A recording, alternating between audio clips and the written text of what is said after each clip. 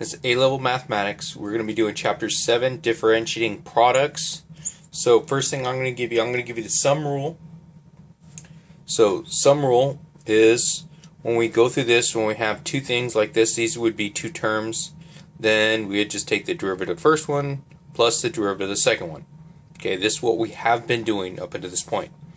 Now product rule, this is the one that's actually going to help us out the most. Now, product rule is when I have the two terms multiplying by each other. So each one has, so if let's say I have a x involved into both of these, then I would actually have to use product rule for both of those together. So now, because it goes like this, where we're taking the derivative of this one in terms of x, it's going to be right here. Right here, it comes up with, let me see, the derivative of u times v plus the derivative of v times u. So we go ahead, write it out like this, because we take the first derivative times whatever I have the first time, and then whatever I have times the next derivative. Okay, it's quite self-explanatory here in a second when I go over this. So I hate trying to explain things without having an example. So therefore, let's go on to example 7.1.3. And yes, I know, hey, you're saying, what happened to 7.1.1? I skipped over that. It was a proof. Okay, it's kind of pointless. Alright, so what we have right here, we're going to have the derivative.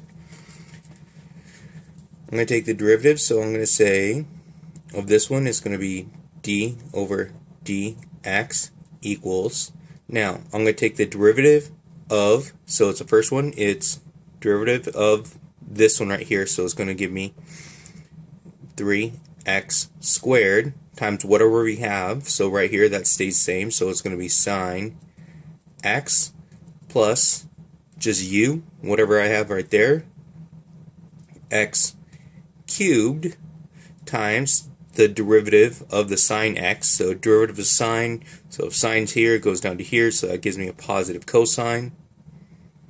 Yeah, that's my hypothetical circle that I'm thinking about here, because sine is here and here, so positive, negative, cosine, positive, cosine, negative, so it just goes around like that. So derivatives go around that way, and integration, antiderivative goes the other way. Alright, so this is what we're going to come up with here. Okay, now can we combine like terms? Can we do anything else with this? Not really. So guess what? That's what my answer is. Now let's take a look at the next one on B. So on B right here, so this is going to be my U and this is going to be my V. So let's go. I have d dx. So I'm going to have the derivative of the first one is just going to be 1 times e3x plus whatever I have right there. So it's going to be x. Now, because this one right here, I'm going to have chain rule on this. So right here, derivative of this is going to give me 3. So it's going to make this a 3x times what I have here, which is going to be e to the 3x. So clean this thing up a little bit. That's going to be just that because it's times 1. I guess I could factor it out. So it'd be e3x. Okay, so if I'm factoring out here, that's the only thing left. 1 plus 3x is my answer.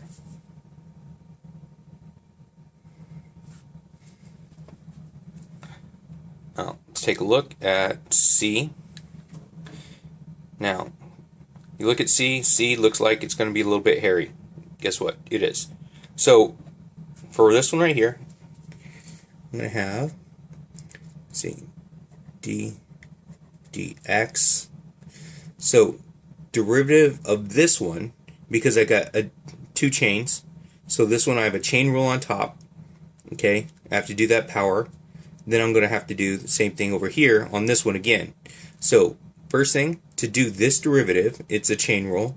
So it's going to give me 5 sine 4x times, now I still have to do the derivative of sine, so the derivative of sine is going to give me cosine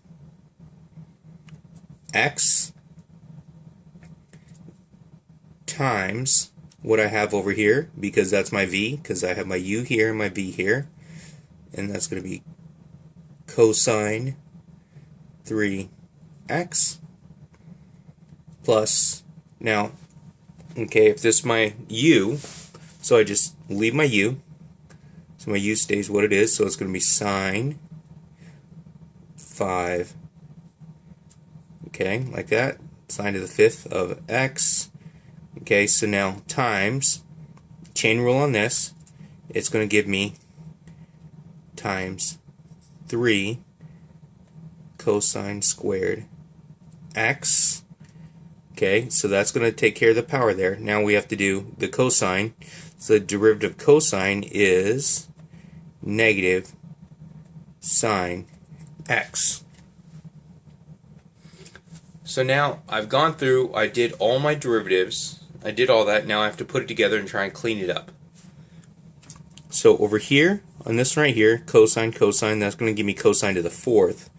So I have 5 sine to the 4th x cosine to the 4th x, because I combine those together because they are the same. Okay, right there, times each other, raise the power. Over here, you see I have a positive, and a negative right here, so that's going to make that whole thing a negative. Now let's lead with our coefficient. So I have 1, 3, and negative 1. So right there, there's my 3 that's going to go out front. Now let's see. I have a sine times a sine. It's going to give me sine to the 6th power x. And then I'm going to have cosine squared x right there. Okay, let's see if I could factor something out of this. Let me see. I have a cosine 4, cosine 4. Okay, I could take out a sine to the 4th x. Now cosine, I could take out a cosine squared x. And if I take that out, I'm going to have, over here, that goes away, so I'm going to have 5 cosine, so if I took away 2, that's going to be squared x. Now over here I have a minus 3. I take away a 4, so it's sine squared x, cosine squared. That's it right there. I took those away. And that's what I'm going to have left over. Now if you want to take a look, homework. So practice is going to be 1 through 10. It's a lot similar to these, so it's pretty close to this on most of these problems. Now, and homework is going to be 1 BD, 2 CE, 3A, 4B, 5A, 6B, 7, 8 AC, and number 10.